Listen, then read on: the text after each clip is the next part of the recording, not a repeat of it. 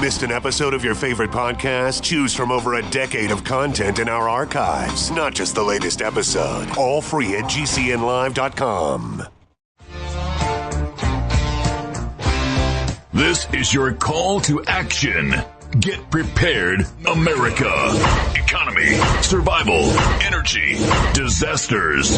This is USAPrepares.com. Informative radio, educational radio. Interact now by emailing instructor at USAPrepares.com or text at 434-390-7953. Class, please take your seats.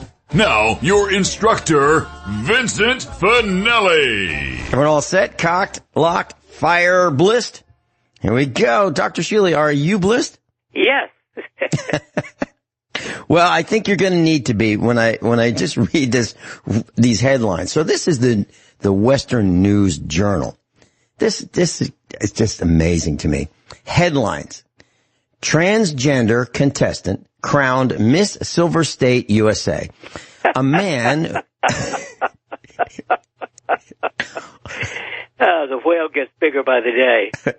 Yeah. Well, let me just continue for a couple more lines. A man who I'm quoting this. This is published March 19th, by, the Western Journal. A man who identifies as a woman won a Nevada beauty pageant this week and is now in contention for a potential trip to the Miss USA pageant and a possible spot later on the stage at the Miss Universe contest. Transgender contestant Cataluna Enriquez was crowned the Miss Silver State USA winner in Las Vegas. Described the pageant as the biggest preliminary competition for the Miss Nevada USA pageant. And this was hailed as a victory, and a sign of the times. Transgenderism has become normalized and even exalted by entertainment and the liberal media. So, Dr. Shealy, Can you to do is laugh? I mean, come on. Can you get any more ridiculous? I don't know. I'm sure we got people working on it, and they're in the media and they're in government. So maybe, if they put their collective IQs together, they might come up with enough to even trump this. But, so now we're looking at men in women's sports, and the men are beating the women, and they're calling... The former men, you mean? Well, in their mind, right? But Dr. Shealy, is it possible, now seriously, is it medically possible for a man to become a woman? Now, I'm not talking about plumbing alterations. I'm talking about, can a man genetically become a woman? No. Mm-hmm. Can a woman genetically become a man? No. So then the media, when they describe a guy and they use the word she, then they are lying to us. That's what it sounds like to me. To the media. Mm-hmm. Mm-hmm. I don't trust them on anything else either. Anything. Right. Not one single thing. Amazing. It's absolutely amazing. So, and this guy, must have had some, significant augmentation done. And he's painted up and he actually, if you didn't know that it was a guy, you'd say it was a gal, at a distance. And what about the women who are competing against him? That's not fair to them. It's not fair in my opinion, for a guy to compete in women's sports. It's an unfair advantage. It's a lie. It's a deception. It's a fraud. And it's wrong. Well, it's average media today, however. It is not unusual in the media. In the past 10 years, I don't know anything I've ever trusted in the media. But in the past 1 year, there's definitely not one thing I have ever read that I would even go near thinking is accurate. Well, okay. I don't know if you're aware of this, but we used to be Ron Gibson who is a gentleman in the Carolinas. I've met him many years ago when I was giving a presentation on the East Coast. And he captures USA Prepares every day, strips the commercials out of the broadcast class, and posts it on YouTube. And he's been doing it for years. I don't pay him to do it. He gets nothing from us other than the fact that he likes what we do. Well, something we said, it wasn't me, it happened to be one of our instructors, said something, and it was not profanity. It was about the election. And you can't talk about the election. YouTube shut the channel down with USA Prepares down for 2 weeks for violating their policy of you will not talk about the election. No kidding. Absolutely true. So for those who want to listen to, yeah. Ducks like all the rest of them.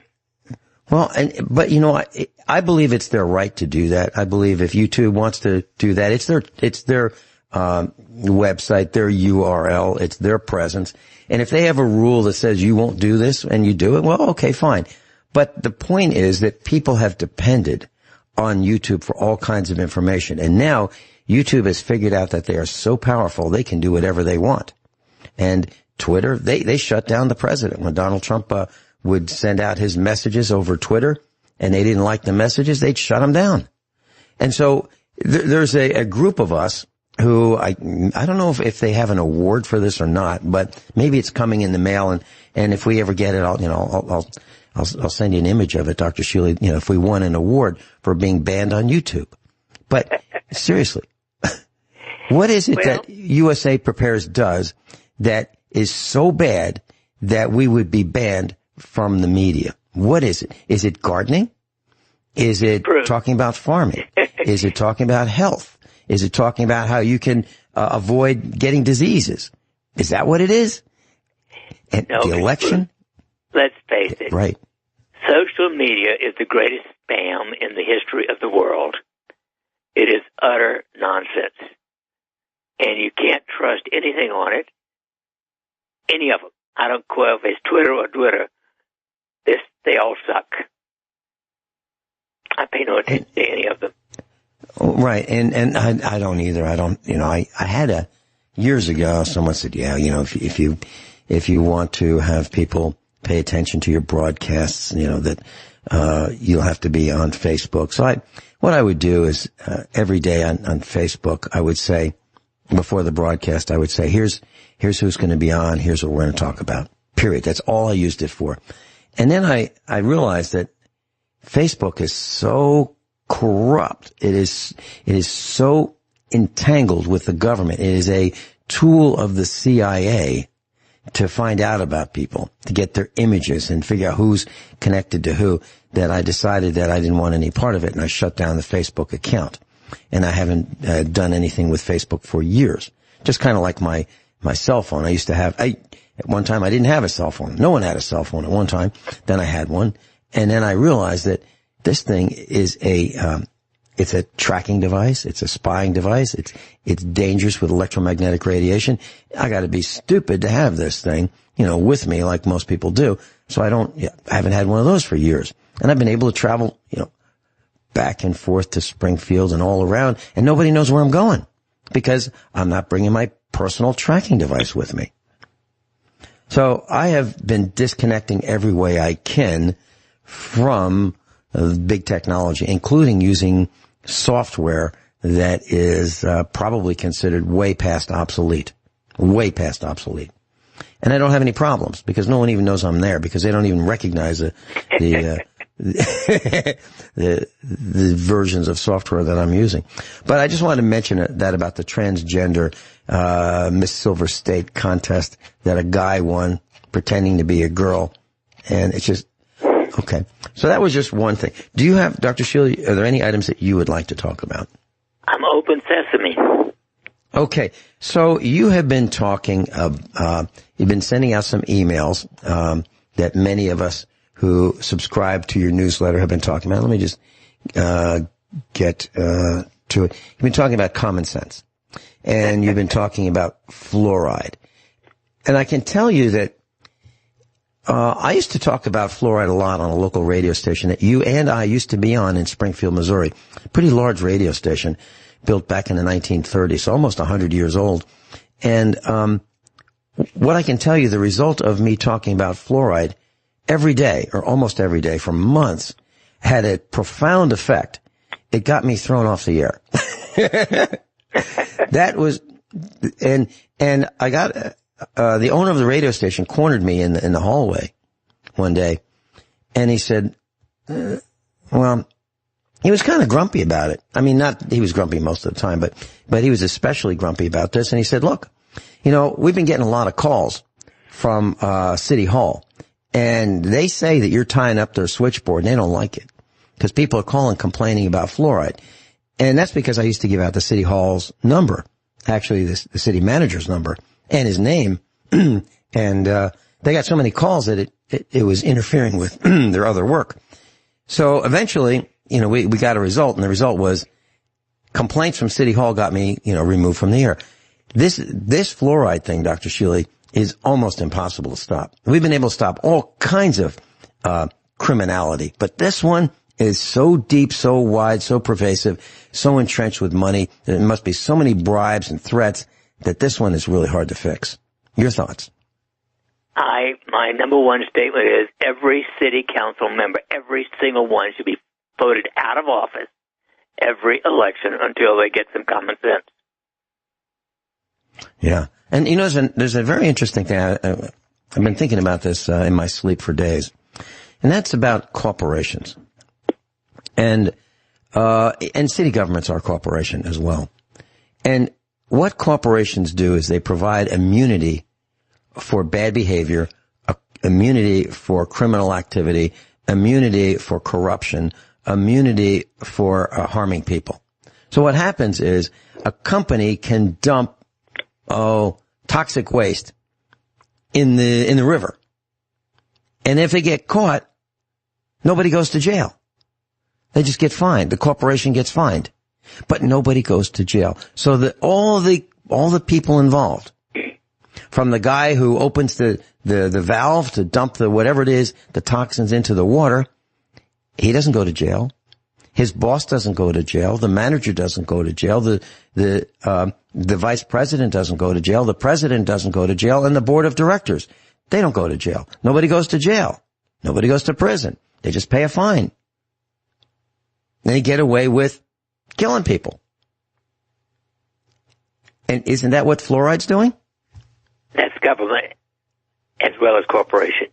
It's all false nonsense, in my opinion. And I agree. In my opinion, I agree as well. And I don't know how to fix this because the GDP is so big. And there's so many of these generally dumb people that they outnumber us. And and they don't pay attention and they don't read. And so they're in their own world of ignorance that there's not enough of us to fix the problem. And the school system isn't helping. That's corrupt as well. Dr. Shealy, when we come back, can you talk about fluoride, the pineal gland, IQ, libido, and destruction of the thyroid gland? Dr. Norm Shealy is with us, normshealy.com, NORMSHEALY.com. Dr. Shealy, fluoride, your latest newsletter talks about the pineal gland. What does fluoride do? Well, that's right. The pineal gland, of course, is the super control of the pituitary gland. It also is the place where you make melatonin that helps you sleep well.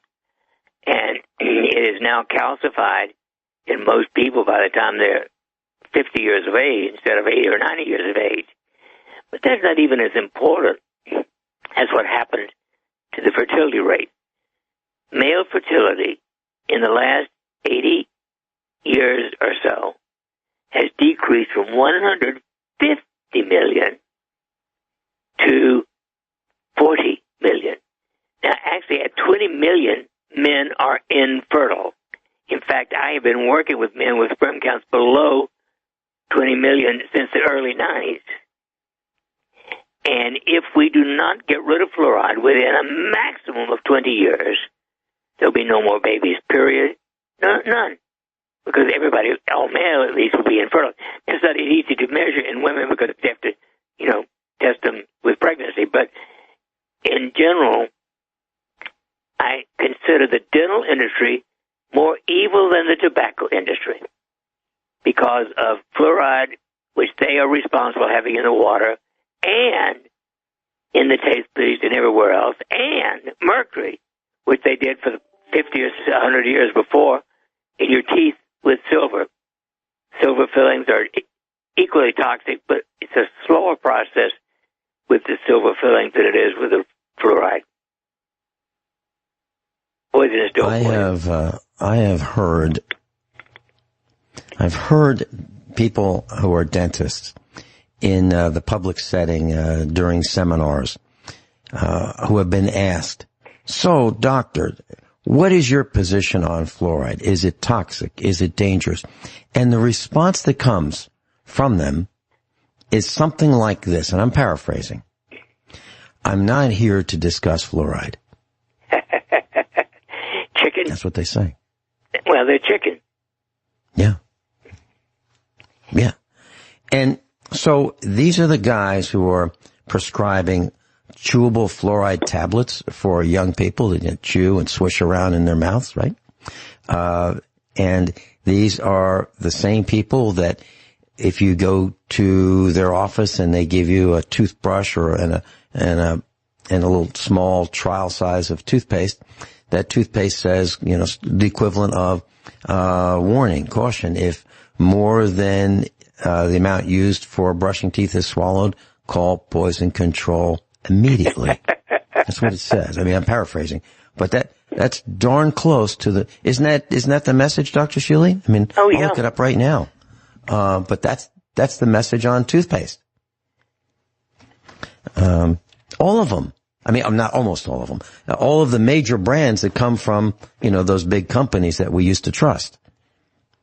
I'm not talking about Tom's or, some of these specialty toothpaste that don't have fluoride, but the ones that do, that's what it says. Okay. What else is there going on with fluoride? Libido. What about that? Yes.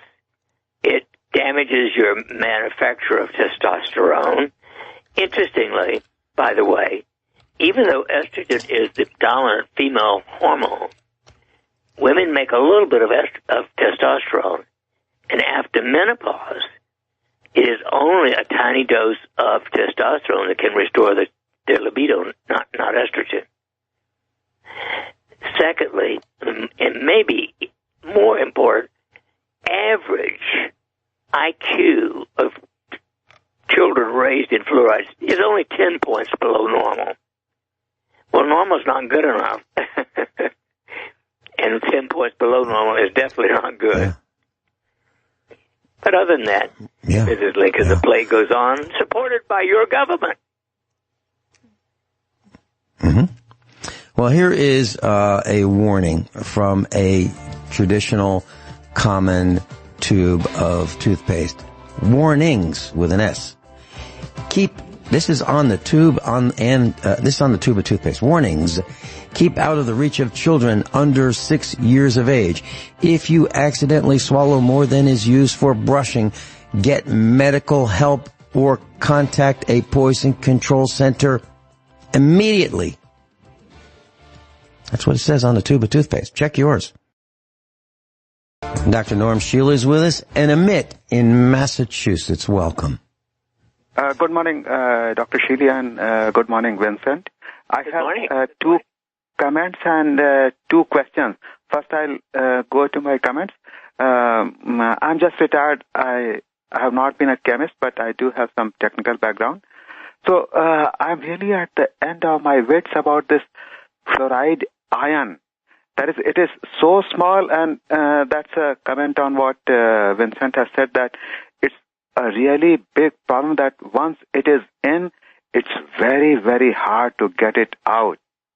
There is the iron is so small that, to my understanding, apart from these adsorption filters, that is ADSORP, there is no way to get it out unless, of course, as Dr. Shealy says, that get the city council out.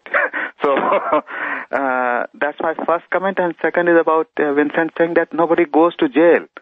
So I know a little bit of the legal background that most of these fines come out of a settlement agreement. And typically the settlement agreement remains confidential for eternity or for all time or something like that. So nobody really accepts any liability or mistake or negligence, and they can keep doing the same thing they have been doing all of the time. And as they say, the music plays on. So those are my two comments, and my two questions are about what there is Morgellons disease and Chagas disease, that is CHAGAS disease. So for the first one, I want to request Dr. Shealy's opinion. Sometimes we read that, it's just a mental condition or a syndrome or something in someone's mind. Some people say that it is real and there is no treatment for that. And for Chagas disease, I think it comes from a lot of humid areas of Central America and a lot of illegal immigration coming out of that area. Is there something we can do to prevent or minimize the probability of getting the Chagas disease?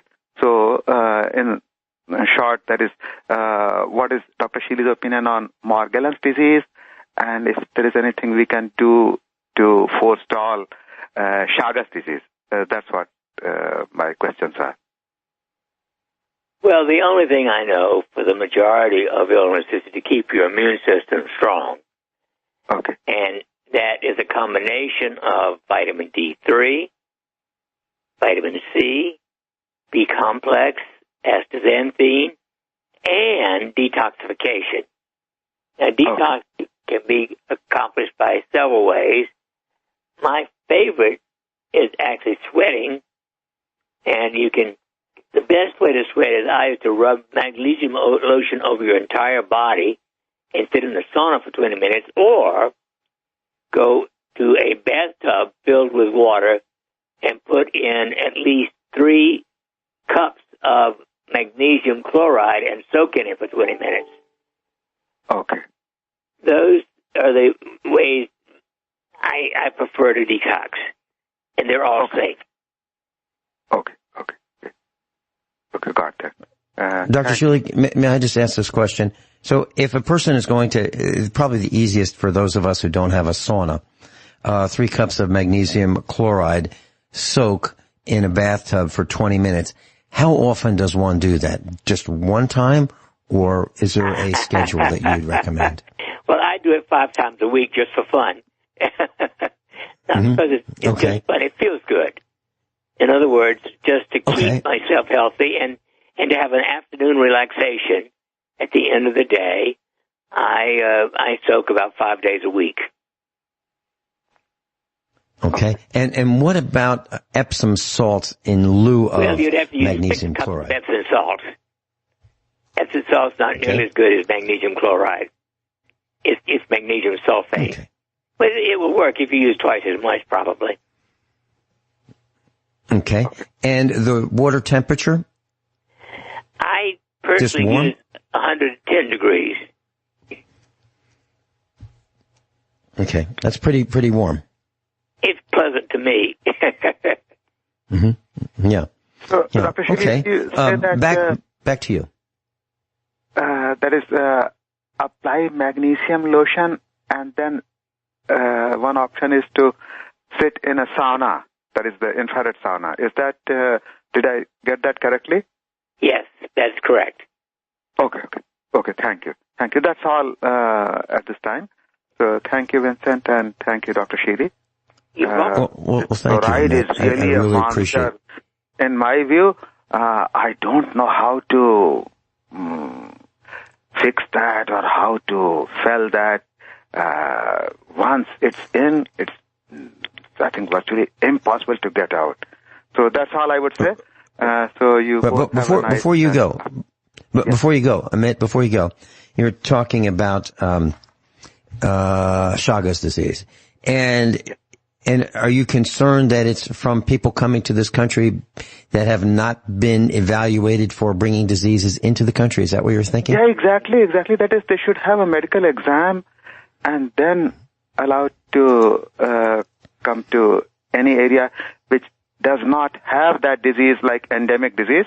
So that's my understanding of immigration or migration, that just like we don't permit plants and seeds from, I should say, exotic lands, similarly, we should not permit disease carriers into an area that disease is not known for.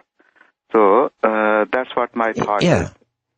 Very, very, very well said. And, you know, the Japanese beetle is a plague in the United States. And they didn't call it the Japanese beetle because it came from Akron, Ohio. And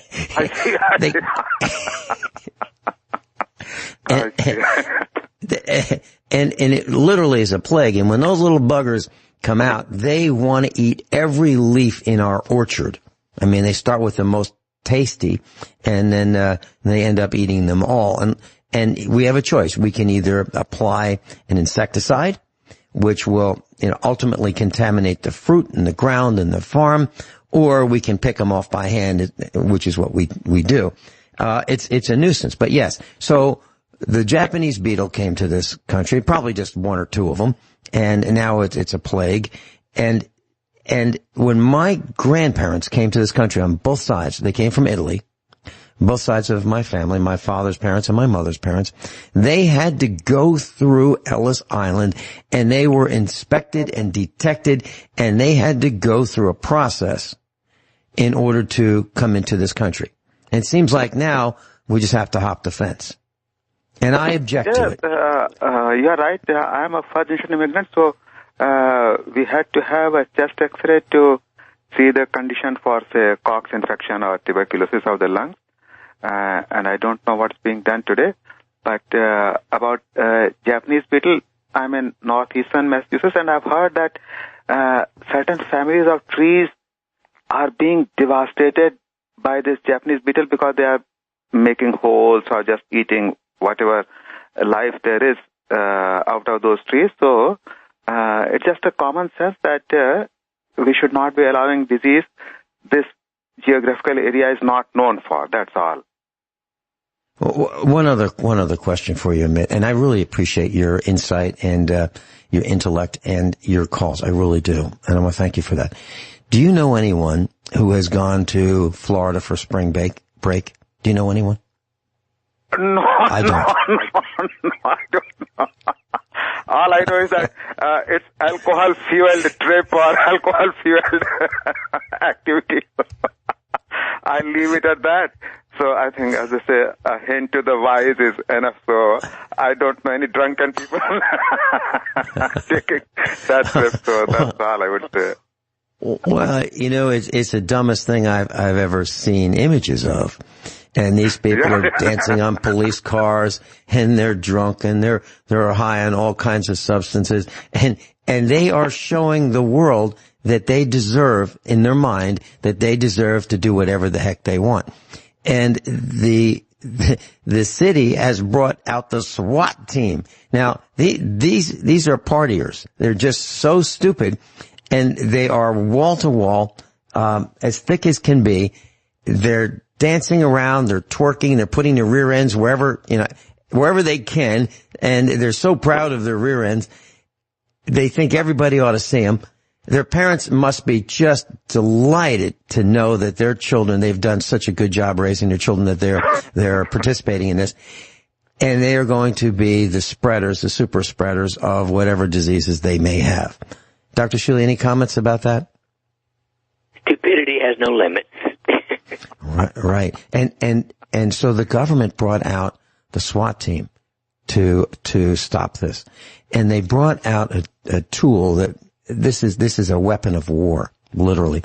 It's called LRAD, LRAD, and it's a long-range acoustic device, and it's like a big speaker, and it produces a sound wave that is so intense, of such a decibel degree, that it can cause you to wet your pants, literally.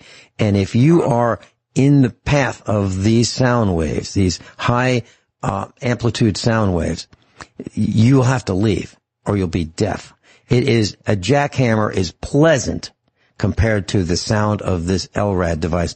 And the governments have these. They're on vehicles, trucks, and they just drive them to wherever there's a problem. They aim at the individuals that they believe are causing the problems, and they turn this thing on. Amit, have you heard of this? I've not heard about that device, but I have read that I think about 105 or 110 decibels. Permanent hearing loss can happen within seconds or within a few minutes. So I think someone is out of his or her mind to be in the range of possibility of such strong sound being generated. That's all I can say, but it's really I think it's better to get shot than be subjected to a jackhammer. Yeah, a jackhammer is about 100 to 105 decibels. This thing is way, way, way more powerful than that. And it can be aimed. I'm going to see if I can find the amplitude of this device, but it is really significant. And yes, it can cause hearing. They say it's less than lethal. I mean, having your arm cut off is less than lethal, right, Dr. Shealy? Yes. The dB's logarithmic scale, so 3 dB is twice the power. So if 105 is jackhammer, then it could be maybe 20 times or something as strong as the jackhammer sound. So that is really, in many ways, lethal for our hearing. Yeah. I believe it's way more than even that. Okay. Anything else, Amit? That's all, Vincent. That's all, Dr. Shealy. Thank you, both of you. I really appreciate your call, and I'm going to look up how many decibels the LRAD is. And literally, it can make you wet your pants. We'll be right back. Talking with Dr. Norm Shealy. And I happen to mention the LRAD device, LRAD. This is used by the police.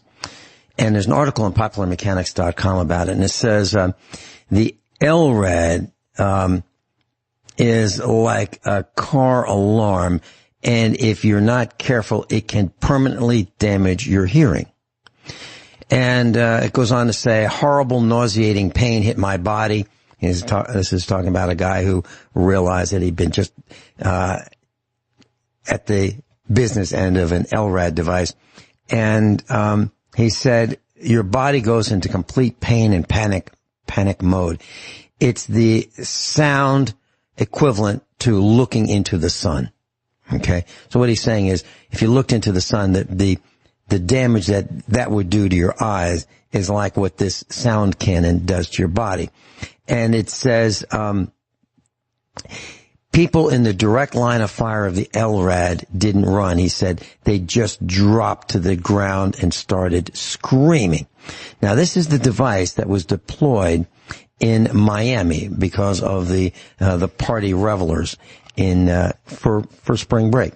So this device, and we'll talk about decibels in just a second. So normal conversation is 60 to 70 decibels. And if you went to a concert, where you have to wear earplugs, that would be between 94 and 110 decibels. A jet taking off can be between 120 and 140 decibels. And the guys that are out on the tarmac are wearing headphones, at least. Well, the LRAD is more than that. And according to the laws of physics, a decibel, let's say you have 1 watt of power from an amplifier. If you double that power to 2 watts, to your speakers, that would be a 3 decibel gain. 3 decibels. So doubling the power would give you 3 decibels. So going from 1 watts to 2 watts would give you a 3 decibel gain. And going from 2 watts to 4 watts would give you an additional 3 decibels of gain. Well, so every time you increase by 3 decibels, you double the amount of power. This thing provides a cone, C-O-N-E, of pain. Anyone within range of this thing. This is real serious stuff. Dr. Shealy, can you address what happens when the body receives a blast of an amplitude, that is a really, really strong blast of amplitude? Does it affect your mind? Can it damage your brain, etc.? Of course, it can damage. Basically, the primary damage is going to be your nervous system, because it is the control system of everything. And so it can give you a shock, and make you faint, pass out, or just hurt, like stink, and possibly paralyze you. And this is a weapon that the government calls less than lethal. And they get behind these things. And And literally, as I mentioned before, having your arm cut off, you could call that less than lethal. Having your hand run over by a bulldozer could be less than lethal. Putting your wrist in a vice and cranking it up could be less than lethal. But that doesn't mean you want to have it done. These things, I don't understand. I don't understand how we can have weapons like this and force the taxpayers to pay for them. And then the taxpayers don't even know they have these things. They just bring them out. SWAT team brings these out, turns it on, and everybody just wets his pants or her pants. Ben, yes. It's the average government. Mm-hmm. Government sucks, and I'm being as kind as I can on the radio. Mm-hmm. And it's they call this a cone of pain. Cone of pain. So who is involved? So why is it that people can be allowed to make these things?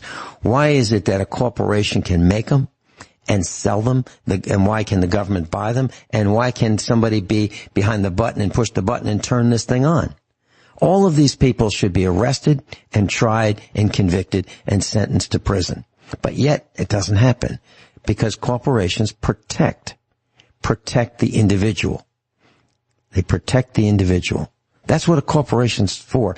And I was thinking about this, and in and out of sleep last night, I was thinking, so what kind of a cabal, what kind of a cartel would be involved in saying, you know what, we need to have protection. So we'll form this group, and we can do whatever we want, and nobody in the group will be punishable.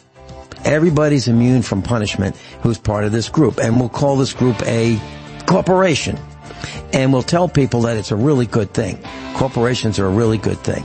And they can hide their criminality and who did what within the corporation. They get away with murder. Corporations, that needs to be abolished. The board of directors, the CEOs, the presidents, the vice presidents, etc., all the officers need to be prosecutable. In my opinion. We'll be right back. Hour number 2 of USA Prepares. And we've got some callers on the line. We'll start with Craig in New York. Welcome. You're on with Dr. Norm Shealy. Good morning, gentlemen. How you guys doing? Great. How can we help you? All right. I have bursitis of the elbow. It has like a size of a lemon bump to it. I went to the orthopedic rapid care. They told me to wrap it. Is there anything else I can do? And how tight do you wrap it, Dr. Shealy? Obviously not. You cut the blood supply off.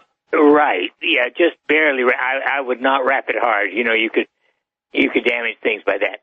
Now, firstly, are you on any prescription drugs? No.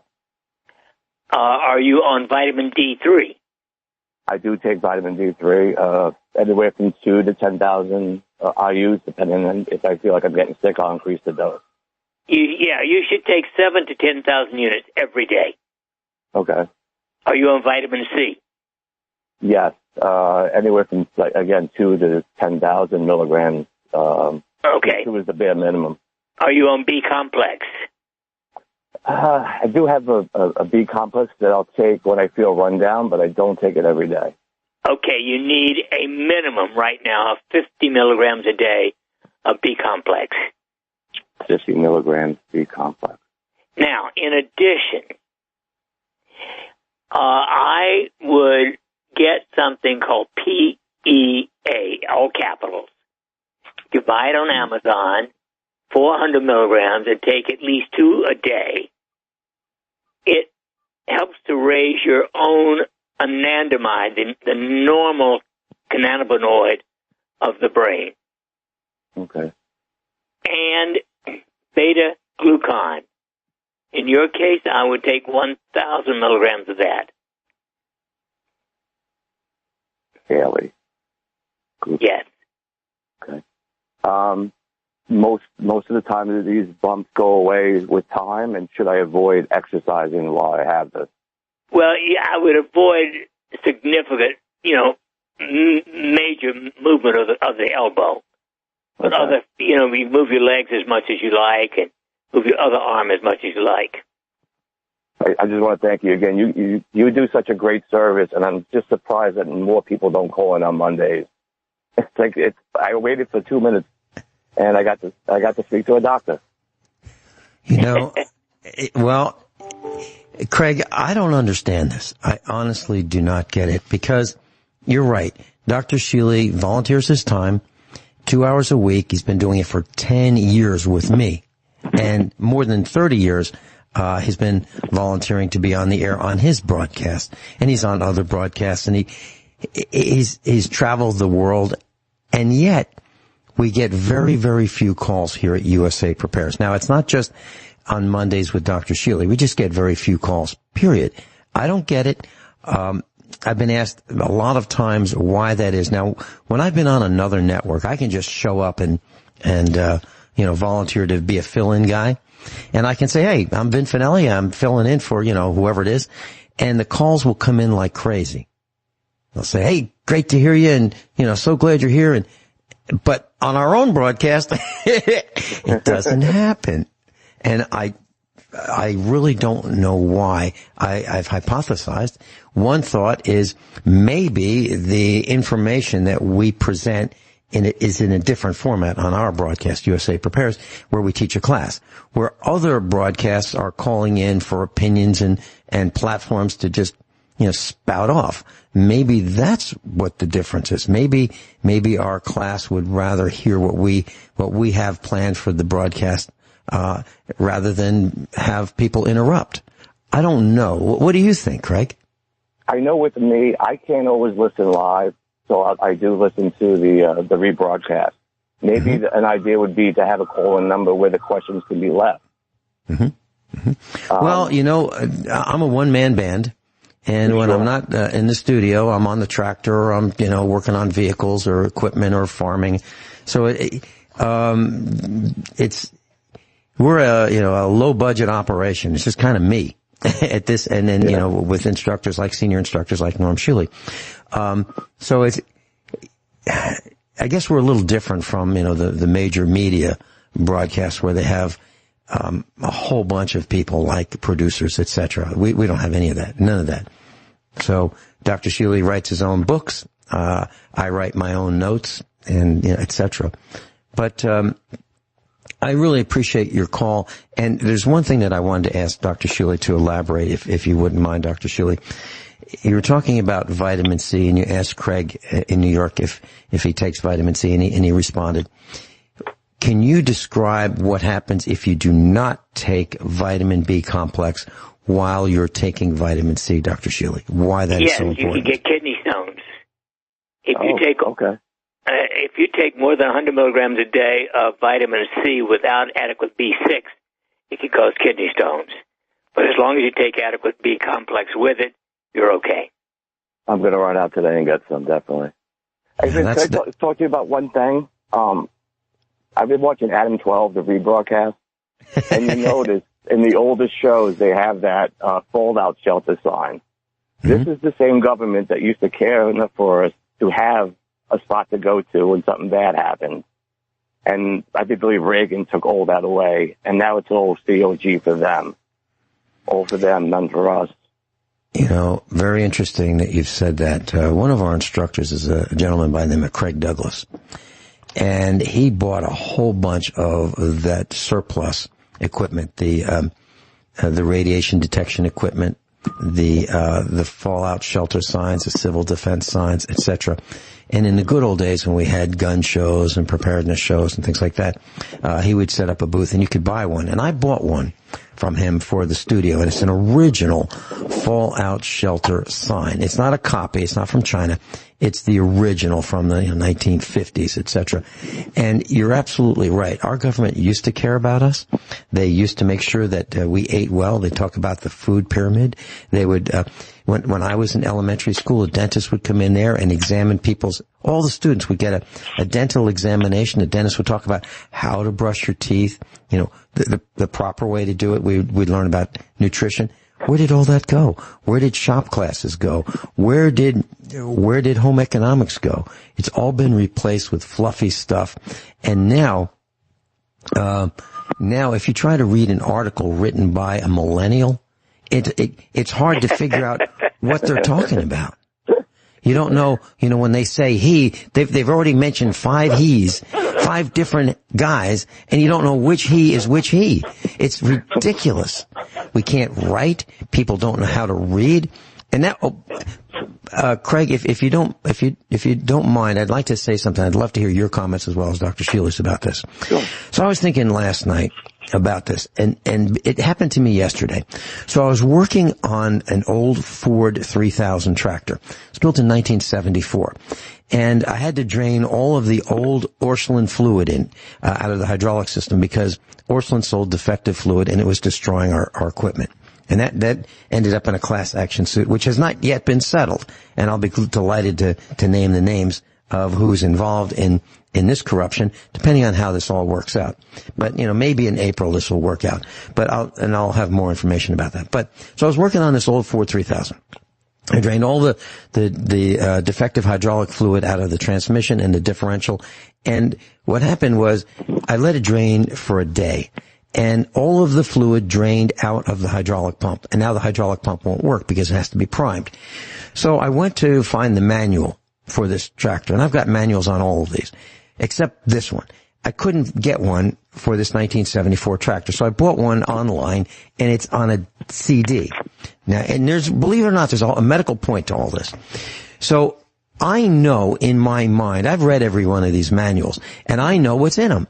And I've committed to memory how to do all these maintenance operations.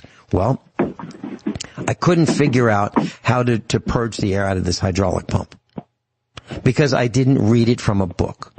This manual came on a CD, and you put the CD in, and after about 2 minutes, you get all these thumbnails, and you can click from screen to screen to screen. But I didn't, for some reason, clicking from screen to screen to screen didn't commit to my memory the way a book would, like a manual that's in a book. And that was my question for Dr. Shealy, and I'd love to hear Craig's response as well. So what I'm saying, Dr. Shealy, when I read a paper book, like a manual on how a tractor works, the specifications, how to repair certain parts of it, I know in my mind that if I pull that book off the shelf, I know I can go to it and refresh if I need to, but I pretty much remember what was in the whole book. And I've got lots of these books, and they're all in my memory, at least to some level. But what's not in my memory is something that I read on a screen that comes from a CD that used to be a book that has now been transcribed and moved to electronic images. So my question for Dr. Shealy is there a relationship between reading from a book in paper and imprinting that information in the mind as compared to reading it on a screen and not having it imprinted in the mind? I have no idea. I'm sure there's research on that, but my suspicion is that you're absolutely right. I mean, basically, I can read 1,000 words a minute. I took a speed course back in 1961, but I don't think think I can read that much on the screen. It just doesn't flow as well. But my suspicion is memory may be half as good on the screen as it is in a book. I don't know. Craig, have you found that as well? I find I retain more information with the book in hand, very tactile, and I feel like anything I do, I'll look at the screen and get information from. The information leaves the brain quicker than with the paper book. Maybe it's the generation we were born in. I think I'm a little bit younger than you guys. I'm 51. But I still tend to lean towards more hanging out with the old timers than the new timers. Yeah. Maybe it's us. Well, I really believe there's something to this. Now, I can't prove it because I'm only a sample size of one. It's just me. But, I was really frustrated yesterday because I'm thinking, why is it that I don't know this? How come I don't know the answer to this really simple problem? And the answer is because it was on a CD and it didn't imprint in my mind the way all the manuals, the John Deere manuals and the Woods, and that's a brand of equipment, and the Massey Ferguson and the Ford and all the rest of it, and International. I've got that in my mind. I know how that stuff works because I've read the manual once, and for some reason that kind of stuff is sticky in my mind. But the DVD or the CD, nope. Okay, I was just wondering what your thoughts were. Craig, anything else? We've got Charles in Ohio who... I appreciate your time. You guys have a great day, and I'll keep listening. Great, and if you have any suggestions for future broadcast information that you'd like to know, just send me an email, instructor@usaprepares.com. I get them, and I'll be glad to put that into the class. And by the way, tomorrow is Rich Sheehan, Wednesday is Gwyneth, Thursday Kyle and I are going to be talking about tips and tires, more on tires. And if you've got any questions for us about how to do anything in the preparedness aisle, give us a call on Thursday. Craig, thank you very much. Class Dr. Norm Shealy's with us. Telephone number in Springfield is 417-351-5221. That's the number for Dr. Shealy's clinic. That's not the number for the broadcast, but that's the number for Dr. Shealy in Springfield, his clinic. And if you want to make an appointment and talk to him one-on-one, if you want to do a computer connection with him, like Skype or something like that, that's the number to call to set that up. And the website is normshealy.com, NORMSHEALY.com. And if you'd like to learn more about his weekly broadcast, you can go to his website, sign up for his newsletter, and he'll send you a reminder about his broadcast and the topics. And that's on KICK, Springfield, Missouri, AM 1340. Charles in Ohio is with us. Welcome, Charles in Ohio. Good morning, gentlemen, and I hope everyone's well. Yeah, and yes, thank you. Class, Charles is a USA Prepares instructor. He normally hangs out in the automotive aisle, but this time I think he wants to talk about health. Please continue, Charles. Yeah, and that's a very true thing.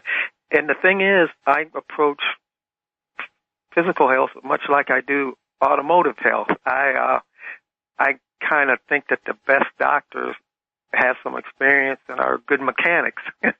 I see that things relate. The thing is, if you want to evaluate the condition of your automobile, you'll take it out and do a stress test. You might put it on a dyno, or you might do a quarter mile. Well, the same thing with your body. If you want to know your health, you do the same thing. You do a minor stress test. And I really enjoy your program for the information, and I do listen to the podcast also. But the thing I find is that, well, I'm trying to make too many points, get confused. But if the information on your program is always useful, and I follow many alternative doctors and compare information, and I've come up with a regime I use to try and maintain my health, and I'm interested in health and longevity. And I see that, some people will take more attention to their vehicle's health, but your body is your main vehicle. And so, but you got to maintain it. And that's the thing is, most people, for longevity, I think it's very important to do the maintenance. And the thing is, the maintenance is mostly automatic. Your body takes care of it. But if you take a part in guiding your body, you'll have a better outcome. And for longevity, one of the things they've come out with now is something you've touched on, is the cardio-respiratory health. And anybody, you can just type in these terms and you can look this up and get different people's opinions on it. But most people are familiar with cardiovascular health from evaluating heart condition and stuff. But they're saying cardiorespiratory is a better indicator of longevity. And what it is first you baseline your resting heart rate, and then you can calculate your higher rate. And they say if you maintain that, you do exercise that will maintain your elevated heart rate for 4 minutes. You can improve your cardiorespiratory health. And I just find it interesting. And you can do like a 20-meter shuttle run or life cycle, and you can get yourself into that zone to improve your cardiorespiratory health. And one thing they said for longevity was that the lower your resting heart rate is, the better and the longer they expect your life will be. Dr. Shealy, your thoughts? Well, that is true to a certain extent, of course. Now, if you get your heart rate too slow, you could have trouble. You know, when it gets down below 40 instead of below 60. But anywhere, an athlete often has a resting heartbeat somewhere between 48 and 52. And anything up to 72 is considered, quote, normal or within the normal range. But that's just a small part of it, because really, if you really want to know, you get your telomeres. That'll tell you more than anything else. All right, we'll be right back. Charles, I know you've got some more, and I think you wanted to talk about sugar, didn't you? Yes. Yeah. All right. Dr. Shealy's with us, and Charles in Ohio, both USA Prepares instructors. Jason, can you bring Charles up, please? I'm here. Oh, okay, great. Okay. You wanted to talk about sugar and heart rate?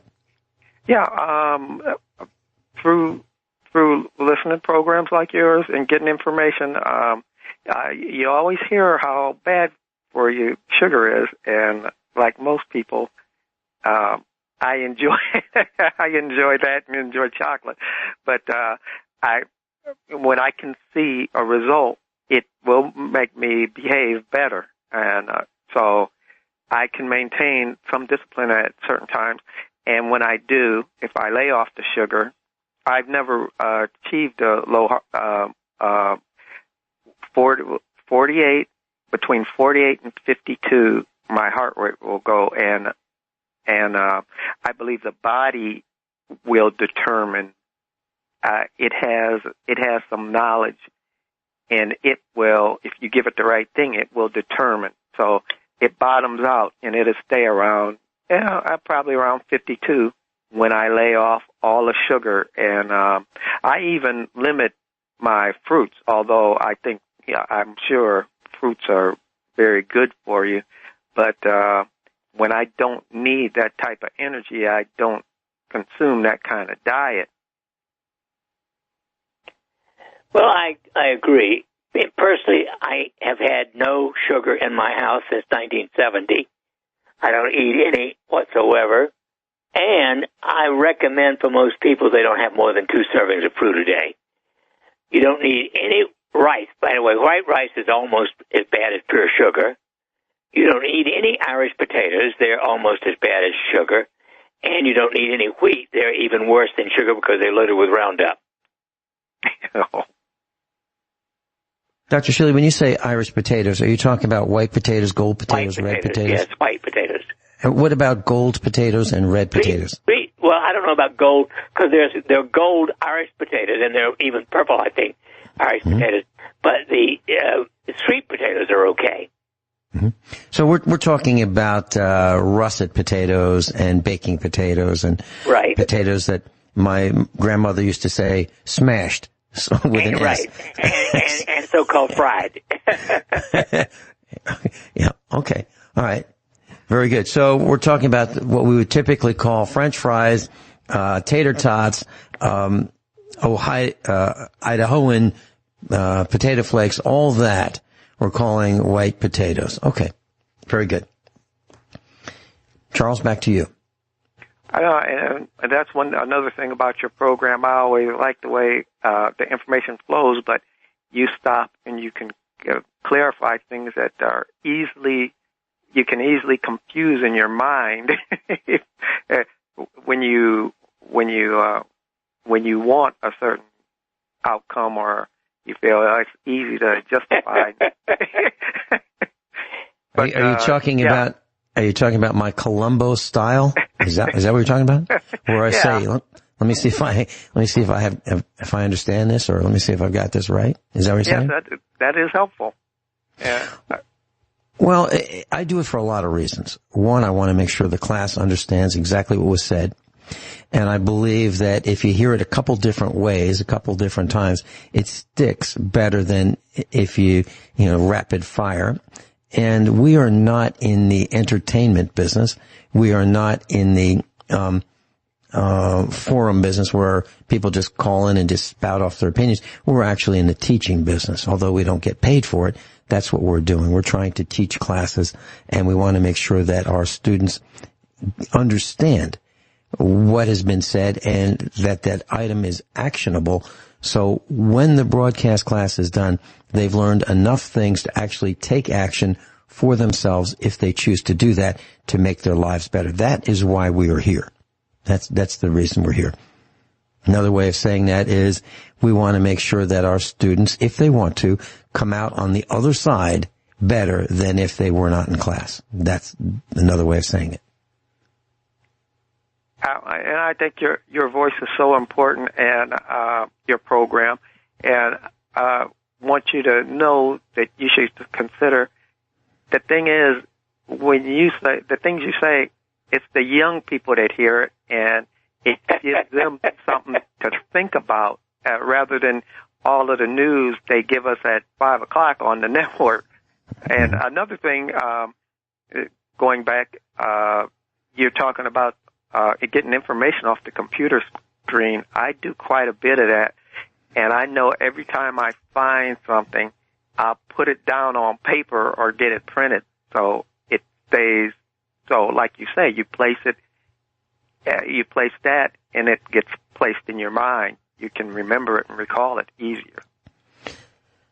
Charles, that is something that I'm very concerned about with school today, because what has happened, back when I was a computer consultant for several school districts, and a district would be a county government in the Commonwealth of Virginia, there were several counties that hired me as their principal consultant. And I would fight with them about getting rid of books in lieu of having information on computer screens. And they say, look, you don't get it. You see, we have to buy replacement books every 6, 7, 8 years because the books wear out. The students take them home, they get beat up, and then we have to replace them. But you see, Vinny, if we had that information on the computer screens, we wouldn't have to buy the books every 6, 7, 8 years. It would just be on the screen and it wouldn't wear out. And then I would come back and I'd say, yeah, and then all you have to do is change that information in one location, just one location, and then it's new history. History has been rewritten. Science has been rewritten. Whereas if you have books, it's a lot harder to change all those copies of the books that are out there, in the public. So I resisted having the computer technology take over and replace teachers and replace books. I fought it every step of the way. And since I've left that arena, I think it's a lost cause. Teachers have been replaced with study hall monitors, meaning people who just kind of fall asleep in the front of the classroom to make sure that fist fights aren't breaking out regularly, and to take attendance. And and the computer has been used to replace teachers for instruction. And it's not working so well, at least in my opinion, because... Incidentally, I sent you 2 references that amplify what you said. There have been a couple of studies which do show that people remember less from reading it online than they do from reading it from a book. Wow, I appreciate you sending me that, Dr. Shealy. I have not read it. We have so little bandwidth here in the middle of nowhere that I can't, I generally don't use the, check emails while I'm broadcasting because I just don't have enough bandwidth to do that and get our voices out. But I will read those, and I appreciate you sending them to me. Here's what USA Prepares does. And Dr. Shealy and Charles, please amplify on this if you don't mind. We, all 3 of us as instructors, see things. We look up, we look down, we look left, we look right. And when we see something and we think it's noteworthy, we talk about it on the air. We share that information. We share that observation. But it's not just, hey, look what I saw. It's, this is what I saw. Here's what I think it means. Here's what I think you can do about it. And here's why it's important to know about it. That's what I believe we do here at USA Prepares, all of us as volunteers. Dr. Shealy and then Charles. Your comments on what I just said? I very much agree. That for me, it's when you look at anything, you want to learn. The reason, well, I let Dr. Shealy go rather than myself rambling. Dr. Shealy? Well, I'm agreeing with I thought you were asking him about that, but basically, I'm just here to do what I can. That's all I can do. But doing what you can, isn't that reporting on observations that you have seen? Well, of course. Yes. And experiences that you've had that you think are noteworthy. Well, it's my professional outcome or opinion based upon data as I see it. Absolutely. Mm-hmm. And it's always number one, safety. Charles, you are a researcher extraordinaire. And let me just say something about Charles. I haven't been on the air with him in a while, and I'm looking forward to having you come back on whenever you're ready, Charles. But I was talking about my race car, and I have a 1968. I still have it. It was my race car back in the 60s, in the 70s. An AMX made by American Motors, a defunct corporation that used to make cars. They tried to compete with General Motors, the Chrysler Corporation and the Ford Motor Corporation. And ultimately they went out of business. But I have a 2-seater car that's a 4-speed with a 390 cubic inch engine. And I raced it. And Charles figured out my trap speed. He figured out how fast I was going, and he sent me an email. And he was right on the money. And I was fascinated by that. And so he knew, based on his research, based on his studies, based on his observations, that engine with the cubic inch displacement, the weight of the vehicle, the aerodynamics, the whole Megillah, he figured out how fast I was going. And he was right. And that's the kind of researcher you are, Charles. And I'm extremely impressed with the level of the depth at which you dig to find what you want to know. I mean, I don't think you're tireless at this, and I'm impressed. So I just want to make that comment.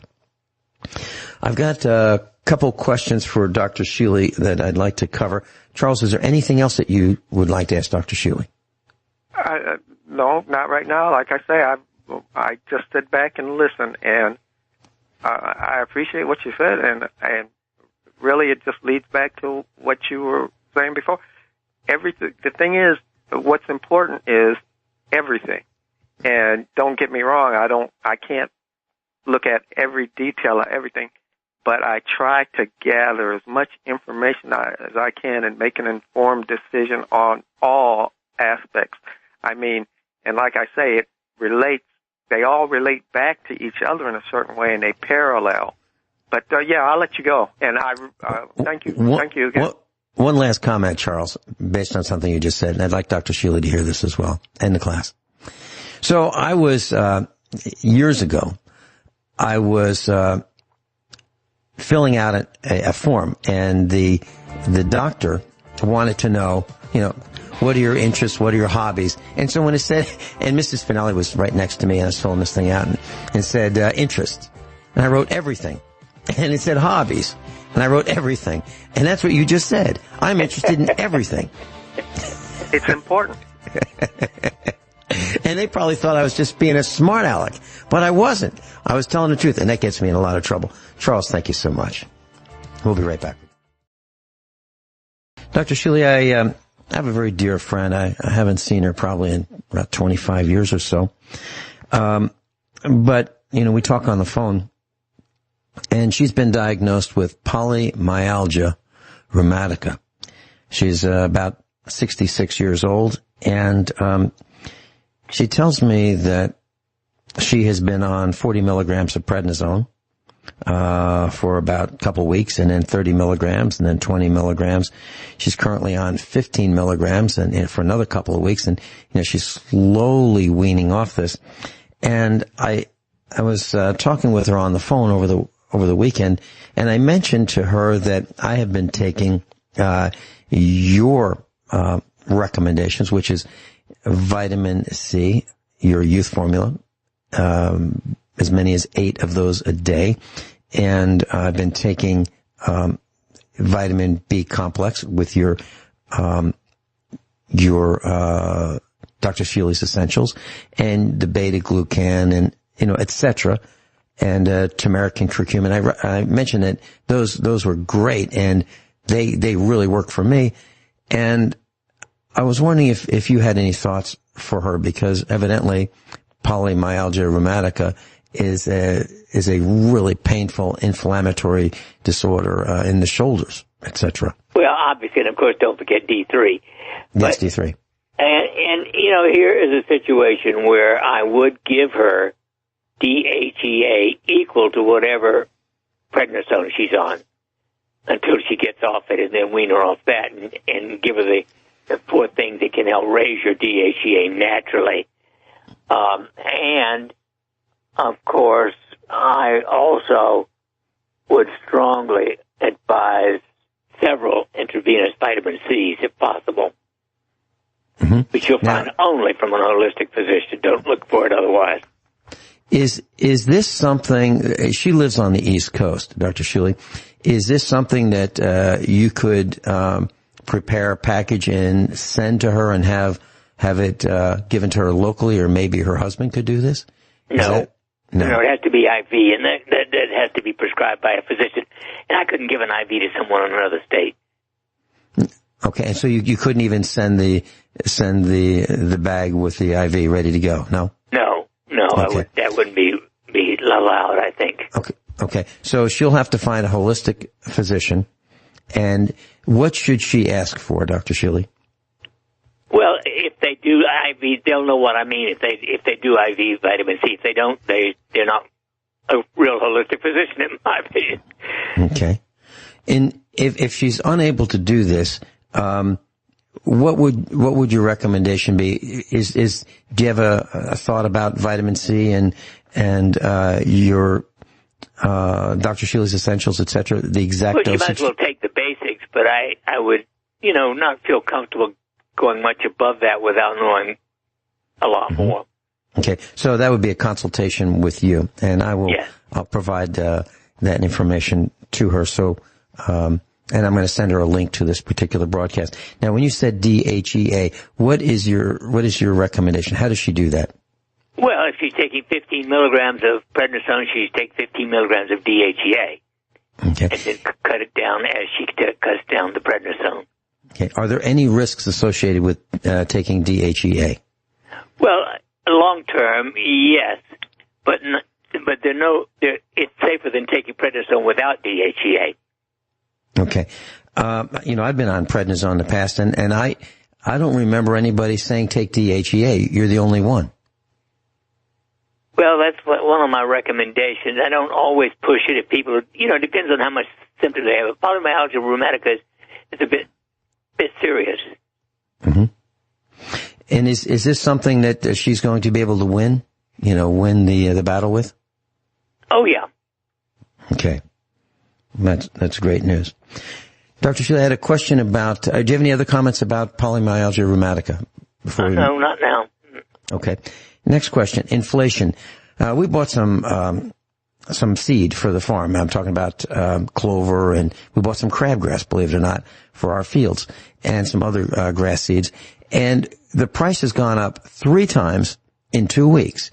Have you experienced that kind of inflation in the medical aisle with the supplies and items that you buy for your practice? There's no question. Many things.